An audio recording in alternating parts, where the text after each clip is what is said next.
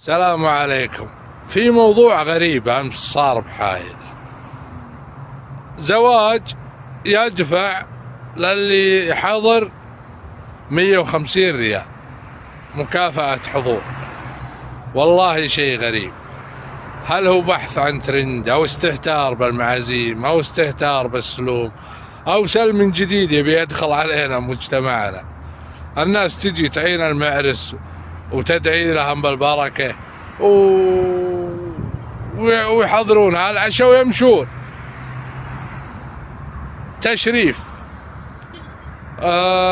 أما أن يعزمهم ومقابل أنهم يحضرونه أعطيك الواحد 150 ريال، هذا استهتار بالسلوم واستهتار بالعادات وبحث عن ترند أو أن المعرس ما يعرف أحد.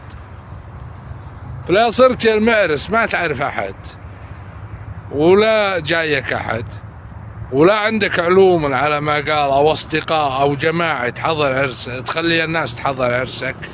يا أخي اكتفي بكم ذبيحة واستر نفسك ولا تدخل على الناس سلوم ما أنزل الله بها من سلطان.